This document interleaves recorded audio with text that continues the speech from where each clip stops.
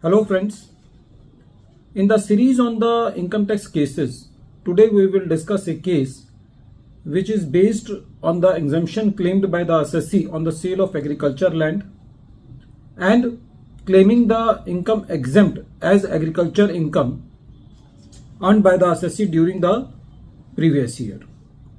It has been seen that whenever the assessee sells some rural agriculture land and submits any documentation which is relevant for proving the land as agriculture, but it has been seen that the assessing officers do not appreciate those evidences and they make the addition just on the basis of premises and conjectures by not considering the evidences filed by the assessee. This case is also one of the case in which the assessing officer denied all the evidences filed by the assessee and treated the agriculture land sold by the assessee as capital asset under section 2 clause 14. What documents the assessee should submit to prove his land as rural agriculture land, this has been discussed by the Jaipur ITAT B bench in the case of Vinaya Sharma versus Assistant Commissioner of Income Tax.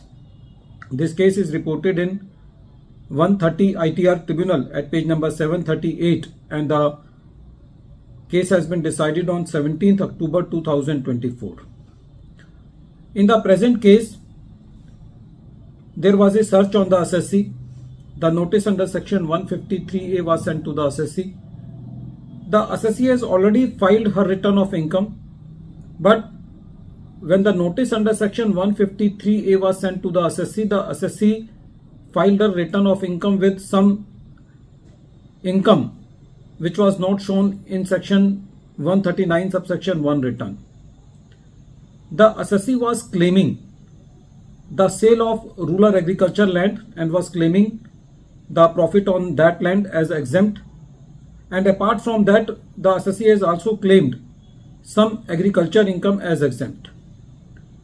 When the assessment proceedings were going on, the assessing officer didn't consider any of the explanation given by the assessee because the assessee has submitted the Tehsildar certificate in respect of his submissions in respect of rural agriculture land. The assessee has submitted Parcha Lagan records and the assessee has also submitted Khasra Girdwari records to demonstrate that there was agriculture income on that land. But the assessing officer denied all the explanations of the assessee and denied to consider the land as rural agriculture land and also denied to consider the agriculture income. When this matter was before the CIT appeal, the CIT appeal also rejected the appeal of the assessee by saying that the land in question was only 1 to 2 kilometers from the municipality and whose population was more than 10 lakh. From the whole case, it is very clear that both the authorities, that is the assessing authority and the CIT appeal, didn't appreciate the facts of the assessee in a right perspective.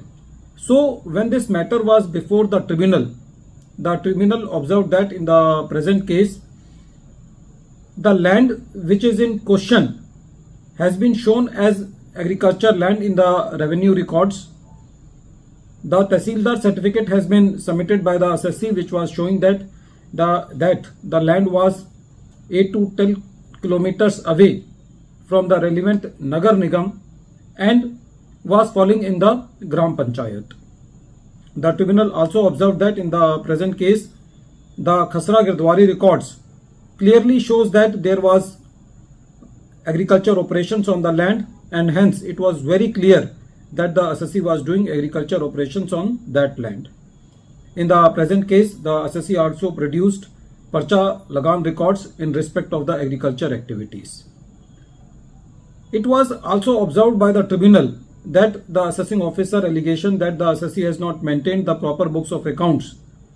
So the assessing officer rejected the claim of the assessee as agriculture income. For this, the tribunal said that whenever the accounts are not maintained or whenever the accounts are rejected, in that case the recourse available to the assessing officer is to estimate the agriculture income, and the tribunal was of the considered view that in case of agriculture income, legislature itself do not require to maintain the books of accounts as per rule 6F, and hence estimation is required.